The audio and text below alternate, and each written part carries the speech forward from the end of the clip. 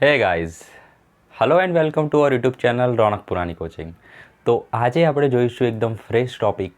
નામ છે VSEPR સિદ્ધાંત. ઓકે, તો આને શું કહેવાય? તો જુઓ, વી four valence cell electron pair રિપલ્સન theory. Okay, જેને ગુજરાતીમાં કહેવાય વેલેન્સ સેલ. વેલેન્સી એટલે શું થાય? સંયોજકતા. તો વેલેન્સ સેલનો મતલબ થશે સંયોજકતા. સંયોજકતા કક્ષા વેલેન્સ સેલ ઇલેક્ટ્રોન પેર એટલે કે ઇલેક્ટ્રોન યુગ્મ. ઓકે, સંયોજકતા કક્ષા ઇલેક્ટ્રોન યુગ્મ. રિપલ્સનનો મતલબ થશે અપાકર્ષણ. અપાકર્ષણ. ઓકે, સંયોજકતા કક્ષા is VS electron pair and here is a repulsion. ચલો, તો શબ્દ પરથી ખ્યાલ આવી જાય કે શું હશે આમાં. સંયોજકતા કક્ષામાં રહેલા ઇલેક્ટ્રોન યુગ્મની વાત હશે. ઓકે, અને એ ઇલેક્ટ્રોન યુગ્મ કયા કયા હોઈ શકે તો તમને ખબર છે. એ ઇલેક્ટ્રોન યુગ્મ શોર્ટમાં તમને બતાવી દઉં છું, જે રીતે આપણે બતાવતા હતા. જસ્ટ લાઈક બોન્ડ હોય. ઓકે, બોન્ડમાં રહેલા ઇલેક્ટ્રોન હોય અથવા કેવા હોય? અબંધકારક ઇલેક્ટ્રોન હોય એટલે કે આપણી ખોપડી હોય. ચલો, ટૂંકમાં ખ્યાલ આવી જશે. અહીંયા લખશો તમે બંધકારક ઇલેક્ટ્રોન યુગ્મ અથવા તો અબંધકારક ઇલેક્ટ્રોન યુગ્મ. એમની વચ્ચે થતું અપાકર્ષણ. આવો સિદ્ધાંત છે. ઓકે, તો 1 સેકન્ડ, સોરી. તો અહીંયા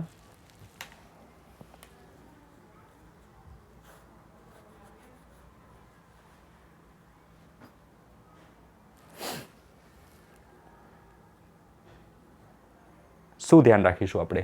ચલો જોઈએ. તો 3 આના સિદ્ધાંત છે, એટલે કે એની અભિધારણાઓ છે. બરાબર, તો સૌથી પહેલાં આપણે વાંચીએ અને શું છે. અણુનો આકાર તેના મધ્યસ્થ પરમાણુની આસપાસના સંયોજકતા કોષમાં રહેલા ઇલેક્ટ્રોન યુગ્મોની સંખ્યા પર આધાર રાખે છે. અહીંયા આપણે એકદમ ઓવરવ્યૂ જોઈ લઈશું, સુપરફિશિયલ કોન્સેપ્ટ જોઈશું. પછી આપણે ઉદાહરણ લઈને શું કરીશું? धागा खोल देंगे. तो पहले इसको पढ़ लेते हैं, उसके बाद हम खोलेंगे धागा. चलिए, तो સૌથી પહેલા છે ઇલેક્ટ્રોન યુગ્મોની સંખ્યા પર આધાર રાખે છે. કોણ? અણુનો આકાર. તો એનો મતલબ એવો થયો કે VSEPR સિદ્ધાંત શું આપે છે આપણને? એક્ઝેક્ટ આકારની માહિતી આપે છે. ઓકે, અણુના પરફેક્ટ એક્ઝેક્ટ આકારની માહિતી આપે છે. જ્યારે હાઇબ્રિડાઇઝેશન શું આપતો હતો આપણને? એની ભૂમિતિની એટલે કે ભૌમિતિક રચનાની માહિતી આપતો હતો. બધું જ ક્લિયર થશે. અત્યારે ખાલી અભિધારણાઓ જોઈ લો. સંયોજકતા કક્ષામાં રહેલા ઇલેક્ટ્રોન યુગ્મો ઋણભારિત હોવાથી એકબીજાને અપાકર્ષે છે. તો એક અણુ આપણે લઈ લઈએ, દાખલા તરીકે H2O નો અણુ લઈ લઈએ. તો ઓક્સિજન HH. ઓકે, 2 અબંધકારક ઇલેક્ટ્રોન યુગ્મ હોય અહીંયા. ઓકે, આ બધું તમે જોઈ ગયા છો. ના ફાવતું હોય તો જોઈ લેજો. મેથડ ટુ ડિટરમાઇન હાઇબ્રિડાઇઝેશનનું લેક્ચર. Method to determine hybridization by Ronak Purani. એ રીતે સર્ચ કરશો તમને મળી જશે. તો આ થઈ ગયો H2O નો મોલેક્યુલ. તો VSEPR શું કહે છે? VSEPR એવું કહે છે કે અણુનો જે આકાર છે એ સંયોજકતા કક્ષામાં રહેલા ઇલેક્ટ્રોન યુગ્મોની સંખ્યા પર આધાર રાખે છે. એટલે કે આ ઇલેક્ટ્રોન યુગ્મો અબંધકારક. બરાબર, અબંધકારક તો ખરા જ, પ્લસ બંધકારક. તો બંધકારક કોણ છે? આ બંને. પ્લસ બંધકારક બંનેની સંખ્યા પર આધાર રાખે છે. ચલો, પહેલી વસ્તુમાં ખબર પડી ગઈ. સેકન્ડ, અપાકર્ષણની વાત છે. તો ઇલેક્ટ્રોન યુગ્મમાં શું છે? ઇલેક્ટ્રોન જ છે. તો ઇલેક્ટ્રોન વચ્ચે શું હોય? રિપલ્સન. શું હોય? અપાકર્ષણ. ઓકે, તો એ અપાકર્ષણના કારણે એમનો આકાર અલગ અલગ હોય છે. એ કઈ રીતે? એ પણ આપણે જોઈએ. ચલો, પછી એ કેવી રીતે ગોઠવાય છે? તો એમનું અપાકર્ષણ કેવું હોય? અપાકર્ષણ ન્યૂનતમ હોય. ન્યૂનતમ અપાકર્ષણ હોય એ રીતે ગોઠવાય છે. તો આ 3 અભિધારણાઓ થઈ ગઈ છે. ઉદાહરણથી સમજીએ એટલે વધારે ખ્યાલ આવશે. ફટાફટ આટલી વસ્તુ નોટ ડાઉન કરી દો. હવે અલગ અલગ ઉદાહરણ જોઈશું.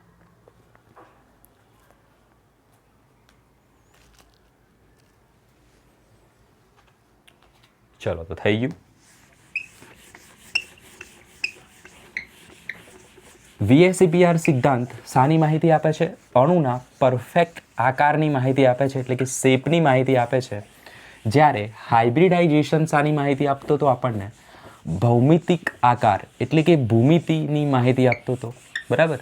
જોઈએ હાઇબ્રિડાઇઝેશનમાં શું પ્રોબ્લેમ હતી એ આપણે જોઈએ. બરાબર. ત્યારે તો ખ્યાલ આવશે આપણને કે VSEPR સિદ્ધાંત છે શું. તો 3 ઉદાહરણ લઈ લઉં છું અહીંયા. પહેલું લઈએ છીએ આપણે CH4. ઓકે. એ પહેલાં એક સૂત્રની વાત કરી દઈએ આપણે કે Z કઈ રીતે શોધવો. ઓકે. હાઇબ્રિડાઇઝેશનમાં આપણે એનું હાઇબ્રિડાઇઝેશન કઈ રીતે ડિટરમાઇન કરતા હતા? તો Z શોધીને. ઓકે. તો Z બરાબર સૂત્ર લખી દઈએ. શું હોય છે? કેન્દ્રીય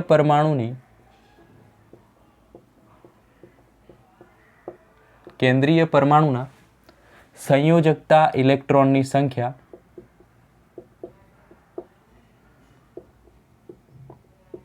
એટલે કે એની વેલેન્સ સેલમાં રહેલા ઇલેક્ટ્રોનની સંખ્યા વત્તા આપણે કીધું હતું નેગેટિવ ચાર્જ ઓછા પોઝિટિવ ચાર્જ, ઓકે, વત્તા હાઇડ્રોજન અને હેલાઇડ. ઓકે. હેલાઇડને X તરીકે લખાય તો એમાં કયા આવશે? Chlorine, fluorine, bromine and iodine. ચલો ખ્યાલ આવી ગયો. તો આ થઈ ગયું Z શોધવાનું સૂત્ર ને એના પરથી આપણે હાઇબ્રિડાઇઝેશન નક્કી કરતા હતા. તો પહેલો અણુ આપણે લઈએ છીએ મિથેન એટલે કે CH4. ખાસ ધ્યાન આપજો. શું થશે? તો કાર્બન છે. ઓકે. એનો આપણે સૌથી પહેલાં ડિટરમાઇન કરી લઈએ Z. તો Z બરાબર શું આવશે? કાર્બનની બાહ્યતમ કક્ષામાં કેટલા ઇલેક્ટ્રોન હોય? 6 ઇલેક્ટ્રોન હોય. તો કાર્બનનો નંબર કયો આવે? 6. બાહ્યતમ કક્ષામાં કેટલા ઇલેક્ટ્રોન હોય? 4 હોય. ચલો બતાવી દઈએ. કાર્બન 6. તો 1s2 2s2 2p2 6 થઈ ગયા. બાહ્યતમ કક્ષામાં થઈ ગયા 4 ઇલેક્ટ્રોન. તો 4 ઇલેક્ટ્રોન થઈ ગયા બાહ્યતમ કક્ષામાં. સંયુક્તા કક્ષામાં ઇલેક્ટ્રોનની સંખ્યા.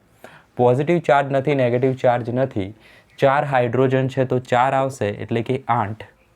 ઓકે. સૂત્રમાં 1/2 આવે તો થઈ જશે 4.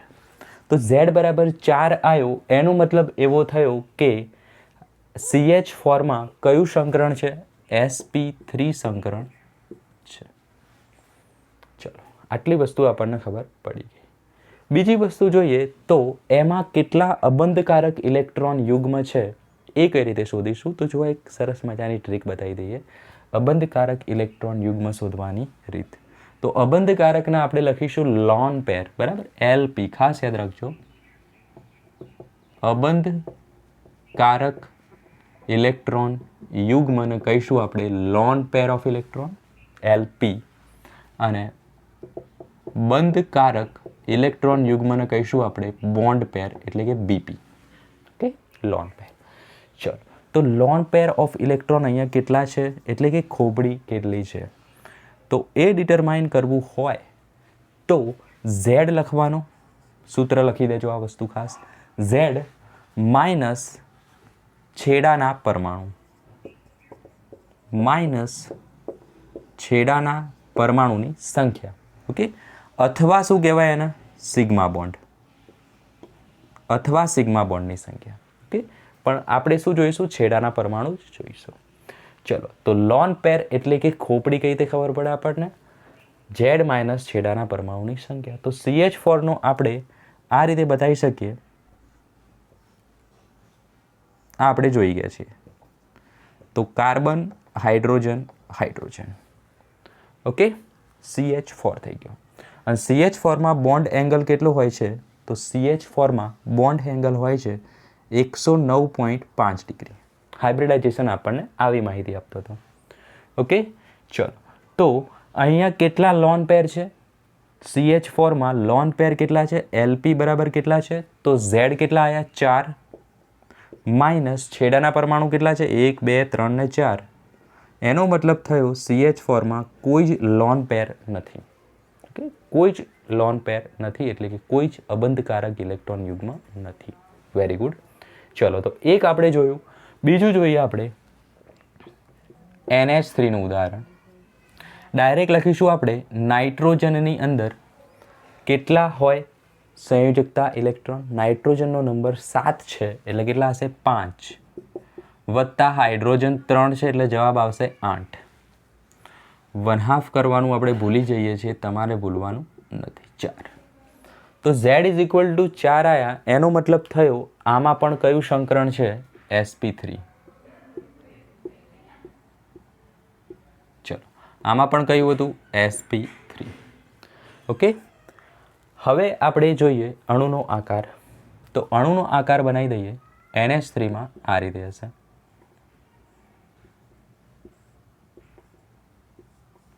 ઓકે, ચલો હવે આપણે જોવાના છે લોન પેર કયા છે. ઓકે, કયા લોન પેર છે. તો લોન પેર માટેનું સૂત્ર શું હતું? Lone pair is equal to what? Z minus surrounded atom, એટલે કે Z માઇનસ છેડાના પરમાણુ. તો Z કેટલું આવ્યું 4 અને છેડાના પરમાણુ કેટલા છે 1 2 3. એનો મતલબ થયો અહીંયા ખોપડી કેટલી છે 1 છે. ચલો, બીજી ટ્રીક ખબર પડી ગઈ ખોપડી કઈ રીતે શોધાય. ઝેડમાંથી શું કરી દેવાનું? આજુબાજુના એટમને બાદ કરી દેવાના, કેન્દ્રની આજુબાજુના. ઓકે, અહીંયા કંઈ બી હોય તો એ ગણીશું નહીં. એકચ્યુઅલમાં તો ના હોઈ શકે, પણ માની લો કે અહીંયા કોઈ બી છે Cl, તો એને ગણીશું નહીં. ફક્ત એની સાથે સીધા જોડાયેલા હોય એ જ એટમને જોવાના રહેશે. તો એનો મતલબ થયો અહીંયા એક ખોપડી છે, એટલે કે લોન પેર છે, આ રીતેની છે, અબંધકારક ઇલેક્ટ્રોન યુગ્મ છે. તો હવે થર્ડ જોઈએ આપણે. હજુ સુધી આપણે પત્તા ખોલ્યા નથી, બરાબર, જે સમજાવવા જઈ રહ્યો છે. હવે જોઈએ આપણે H2O. તો H2Oની અંદર Z બરાબર શું આવશે? ઓક્સિજન એટલે 6 નંબર, એટલે એમાં રહેલા ઇલેક્ટ્રોન કેટલા આવશે? સંયોજકતા ઇલેક્ટ્રોન 1/2.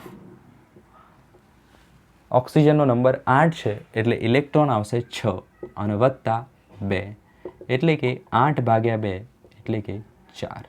તો અહીંયા પણ કયું સંકરણ છે? 4, એટલે કે sp3 છે. ચલો, વેરી ગુડ. હવે ઓક્સિજનનો એટમ છે સેન્ટ્રલ, 2 હાઇડ્રોજનના એટમ જોડાયેલા છે. તો અહીંયા આપણે લોન પેર શોધવો હોય તો કેવું આવશે? લોન પેર બરાબર શું થશે? Z માઇનસ હાઇડ્રોજન કેટલા છે? 2 છે, એટલે કે Z કેટલા છે? તો Z છે 4, તો અહીંયા લખી દે ડાયરેક્ટ જ 4. તો 4 માઇનસ 2 એટલે કે 2.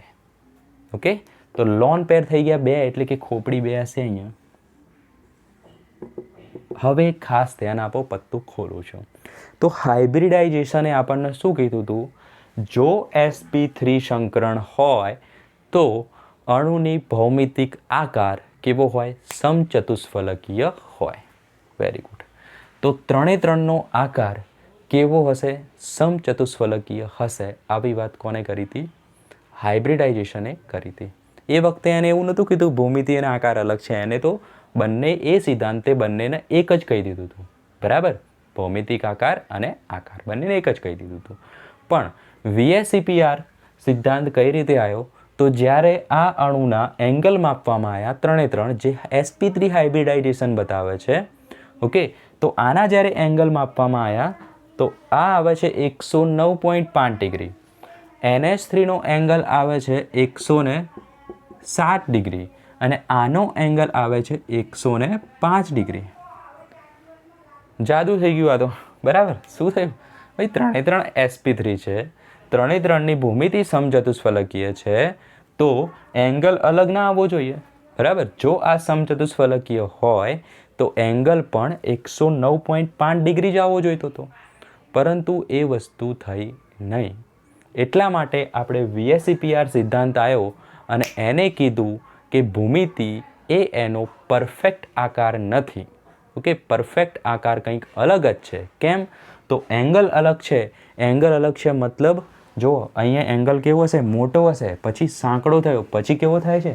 સાંકડો થાય છે. ઓકે, મતલબ આ આકાર કેવો છે? અલગ છે. ઓકે, તો પહેલી અભિધારણા યાદ કરો VSEPRની. એને શું કીધું? અણુનો પરફેક્ટ આકાર એમાં રહેલા અબંધકારક અને બંધકારક ઇલેક્ટ્રોનની સંખ્યા પર આધારિત છે. તો જુઓ ત્રણેયમાં ફરક શું છે? લોન પેર એટલે કે ખોપડીમાં ફરક છે અને બંધકારકમાં પણ ફરક છે. અહીંયા ચારે ચાર બંધકારક ઇલેક્ટ્રોન યુગ્મ છે. ઓકે, જ્યારે અહીંયા 3 છે અને 1 અબંધકારક છે. અહીંયા 2 છે અને 2 અબંધકારક છે. એનો મતલબ થયો એમની વચ્ચે જે અપાકર્ષણ છે એ ઇમ્પોર્ટન્ટ રોલ ભજવે છે એના આકારમાં. ઓકે, તો એના પરથી એમને એવું કીધું ત્રણે ત્રણની ભૂમિતિ ભલે એને કીધી કે સમચતુષ્ફલકીય છે. કોના પ્રમાણે? હાઇબ્રિડાઇઝેશન પ્રમાણે. પણ એનો જે આકાર છે એ છે ભૂમિતિ. પહેલાં લખી દેજો ત્રણે ત્રણની ભૌમિતિક રચના. ઓકે, સમચતુષ્ફલકીય, સમચતુષ્ફલકીય, સમચતુષ્ફલકીય. જ્યારે એનો આકાર એસ પર કોના પ્રમાણે? VSEPR પ્રમાણે આકાર કેવો આવશે? આનો તો આકાર બરાબર છે. શું છે? સમચતુષ્ફલકીય. વેરી ગુડ, સમચતુષ્ફલકીય. ઓકે, હાઇબ્રિડાઇઝેશન પ્રમાણે આની ભૂમિતિ કેવી છે? સમચતુષ્ફલકીય. પણ VSEPR એ શું કીધું? ભાઈ એંગલ સાંકડો થઈ ગયો છે તો આનો જે આકાર છે સમચતુષ્ફલકીય નથી. આકાર કેવો છે આનો? ત્રિકોણીય પિરામિડલ. ધીરે ધીરે સમજાશે, ખાસ અહીંયા ફોકસ કરજો. ત્રિકોણીય પિરામિડલ. અને આનો આકાર એને કીધો વળેલો અથવા બેન્ટ એટલે કે BENT અથવા વી શેપ. ઓકે, ઊંધો વી જેવો છે. ચલો, તો એનો મતલબ શું થયો? ખાસ ધ્યાન આપો, ખાસ ધ્યાન આપો. શું થયો મતલબ? VSEPR જે આકારની વાત કરે છે ને એને આપણે કઈ રીતે જોઈશું? અબંધકારક ઇલેક્ટ્રોન યુગ્મ એટલે કે જે ખોપડી છે ને એને આપણે દબાઈ દઈશું. શું કરીશું? જે અબંધકારક ઇલેક્ટ્રોન યુગ્મ છે એને દબાઈ દઈશું તો આપણને આકાર મળી જશે. તો જુઓ VSEPR પ્રમાણે આનો આકાર ખોપડી દબાવવાથી મળશે. તો ભાઈ ખોપડી તો છે જ નહીં, તો કંઈ દબાવવાની જરૂર નથી. ઓકે, તો અહીંયા આપણે લોન પેર અબંધકારક ઇલેક્ટ્રોન યુગ્મ એટલે કે ખોપડીને આપણે અહીંયાથી દબાઈ દઈએ. તો હવે જુઓ કેવો દેખાય છે? પિરામિડ જેવું દેખાય છે. ઓકે, પિરામિડ જેવું દેખાય છે. Very good. તો આનો આકાર કેવો થશે? ત્રિકોણીય પિરામિડ. ઓકે, ચલો અહીંયાથી આને દબાઈ દઈએ તો આકાર કેવો થઈ ગયો? બેન્ટ થઈ ગયો. ઓકે, બેન્ટ થઈ ગયો, વી શેપ થઈ ગયો અથવા તો વળેલો થઈ ગયો. ઓકે, ચલો તો આ વસ્તુ થઈ છે. હાઇબ્રિડાઇઝેશન પ્રમાણે આ કેવો છે? સમચતુષ્ફલકીય. ઓકે, પણ VSEPR એનાથી પણ એડવાન્સ છે. ઓકે, એને એંગલ માપીને કર્યું હતું તો આનો આકાર કેવો હશે? પરફેક્ટ બેન્ટ શેપ હશે. ક્લિયર? હવે આપણે જોઈએ આવું કેમ થયું, એંગલ અલગ અલગ કેમ થયા. તો એના માટે ઇમ્પોર્ટન્ટ છે, ઉપરની વસ્તુઓ હું નીકાળી દઉં છું. બરાબર, ફટાફટ નોટ ડાઉન કરી દો. ઇમ્પોર્ટન્ટ ટોપિક VSEPRનો હવે આવી રહ્યો છે. ફટાફટ નોટ ડાઉન કરો.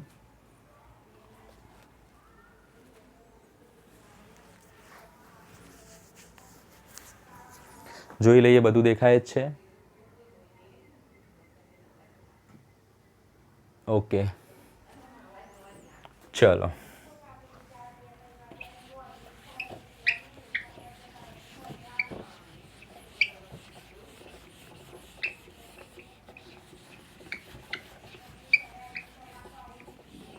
VSEPR સિદ્ધાંતે પછી કીધું, આના પરથી એવું કીધું કે અપાકર્ષણ કોની વચ્ચે વધારે હોય.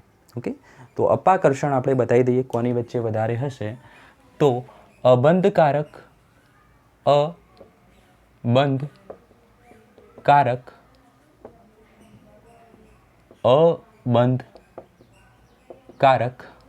એટલે કે લોન પેર એટલે કે ખોપડી. ઓકે, ઇલેક્ટ્રોન યુગ્મો વચ્ચે અપાકર્ષણ જે રહ્યું એ કેવું હશે? સૌથી વધારે હશે. પછી આવશે કોણ? તો અબંધકારક અને બંધકારક. અબંધકારક અને બંધકારક ઇલેક્ટ્રોન યુગ્મો તમે લખી દેજો. એટલે કે lone pair, bond pair, lone pair, lone pair, lone pair, bond pair. અને પછી આવશે સૌથી ઓછું. શામાં જોવા મળે છે? બંધકારક અને બંધકારકમાં ફરીથી કહી દઈએ જેને ના ખ્યાલ આવતો હોય, બંધકારક મતલબ જે બંધમાં ભાગ રહી રહેલા છે અને જે બંધમાં ભાગ નહીં રહી રહેલા જેને આપણે આ રીતે દર્શાવીએ છીએ કેવા છે? અબંધકારક છે. ઓકે, તો અબંધકારકનું અપાકર્ષણ સૌથી વધારે છે. લોન પેરનું સૌથી વધારે છે. ખાસ ધ્યાન આપો, આ બંને વચ્ચે અપાકર્ષણ થાય. ઓકે, આ બંને વચ્ચે અપાકર્ષણ થાય તો આ એંગલ કેવો થઈ જાય? સાંકડો થઈ જાય. ખ્યાલ આવી ગયો? ઉપર આ બંને અબંધકારક છે, જો એ બંને આમ થવા લાગે તો એનો મતલબ શું થયું? નીચેનાને શું થવું પડશે? બેન્ટ થવું પડશે. ખબર પડી? જો ઉપરનો અપાકર્ષણ થશે, એકબીજાથી દૂર જવા લાગશે તો નીચેનાને બેન્ટ થવું પડશે, ત્યારે તો એ પ્રોપર શેપમાં આવશે. એટલા માટે આનો આકાર કેવો છે? વળેલો છે, બેન્ટ છે. ઓકે, જ્યારે બીજું શું છે? બંધકારક વચ્ચે ઓછું અપાકર્ષણ છે. એટલે કે અહીંયા અબંધકારક એક જ છે આની સરખામણીમાં, તો અહીંયા અપાકર્ષણ કેવું હશે? ઓછું હશે. એટલે આ કેવો થશે? થોડોક ઓછો બેન્ટ થશે. ઓછો બેન્ટ થશે તો એંગલ આનાથી કેવો છે? થોડોક મોટો છે. ખ્યાલ આવ્યો? જ્યારે અહીંયા શું છે? અબંધકારક છે જ નહીં, એટલે અહીંયા એના કરતાં અપાકર્ષણ કેવું છે? ઓછું છે. અપાકર્ષણ ઓછું છે માટે કેવું છે? દૂર છે. એટલે કે એંગલ કેવો છે? કેવો છે એંગલ? મોટો છે. ચલો, ખ્યાલ આવી ગયો આટલી વસ્તુમાં? તો આ સિક્વન્સ ખાસ યાદ રાખવો જોઈએ. બરાબર? સૌથી વધુ અપાકર્ષણ લોન પેર, પછી બોન્ડ પેર, લોન પેર અને પછી બોન્ડ પેર વચ્ચે હોય છે. ઓકે, સમરી જોઈ લઈએ તો હાઇબ્રિડાઇઝેશને આપણને કીધું હતું કે sp3 રચના હોય છે, એટલે કે sp3 સંકરણ હોય તો એનો આકાર એટલે કે ભૂમિતિ સમચતુષ્ફલકીય હોય છે. પરંતુ વૈજ્ઞાનિકોએ એક્સપેરિમેન્ટ કર્યા, ત્રણ sp3 વાળા અણુ લઈ લીધા અને ત્રણેયનો એક્સપેરિમેન્ટ કર્યો તો એમનો એંગલ કેવો આવ્યો? અલગ આવ્યો.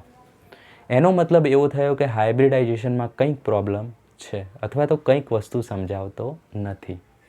ઓકે, તો એના પરથી એમને એવું તારણ કાઢ્યું કે આના માટે શું છે? એમના જે ઇલેક્ટ્રોન યુગ્મોનું અપાકર્ષણ ડિપેન્ડ કરે છે. તો VSEPR કોના વિશે માહિતી આપે છે? ઇલેક્ટ્રોન યુગ્મોના અપાકર્ષણ વિશેની છે. બરાબર? એના કારણે જ એમનો બોન્ડ એંગલ અલગ આવે છે. બરાબર? અને એના કારણે એમનો જે આકાર છે એના વિશે પરફેક્ટ માહિતી આપી દીધી અને એવું કીધું કે આ સમચતુષ્ફલકીય છે, ઢાંકી દેવાનું. આ ત્રિકોણીય પિરામિડલ છે, જ્યારે આ કેવો છે? બેન્ટ છે, એટલે કે વળેલો છે. ઓકે, તો આવું કેમ થયું? તો અબંધકારક વચ્ચે અપાકર્ષણ સૌથી મેક્સિમમ, એટલે કે આને બેન્ટ કરી દે છે, ખૂણો નાનો થઈ જાય છે. અહીંયા અપાકર્ષણ એનાથી થોડુંક ઓછું છે, એટલે એંગલ થોડોક મોટો રહી જાય છે, એનાથી 160 ડિગ્રી, જ્યારે અહીંયા કેવો છે? 109.5 ડિગ્રી છે. ચલો, ખ્યાલ આવી ગયો? એનો મતલબ એવો થયો કે VSEPR જે સિદ્ધાંત છે એ જે માહિતી આપે છે એને લોન પેરની સાથે બરાબર ઇનડાયરેક્ટલી લેવા દેવા નથી. આકાર આપણે કોને જોઈને કહી દઈશું? સીધા જ એટમને જોઈને આકાર કહીશું. બરાબર? ખાસ ધ્યાન આપજો. એટમને જોઈને આકાર કહીશું VSEPRમાં. ઓકે, આને જોઈશું નહીં. ચલો, તો આજનો લેક્ચર જે હતો એ VSEPRનું ઇન્ટ્રોડક્શન હતું, પણ એમાં આપણે ઘણી બધી માહિતી કવર કરી લીધી છે. હવે આપણે નેક્સ્ટ લેક્ચરમાં VSEPRના એક્ઝામ્પલ્સ જોઈશું. બરાબર? બધા જ એક્ઝામ્પલ્સ જે ટેબલમાં આપ્યા છે એ જોઈશું અને એ ટાઈપના ક્વેશ્ચન કઈ રીતે સોલ્વ કરવા એની પણ આપણે ટેકનિક તમને બતાવીશું. ઓકે, તો હોપ તમને ક્લિયર થઈ ગયું હશે. બરાબર? ધાગા ખુલ ગયા હોગા. તો નેક્સ્ટ લેક્ચરમાં મળીએ. ત્યાં સુધી bye, all the very best.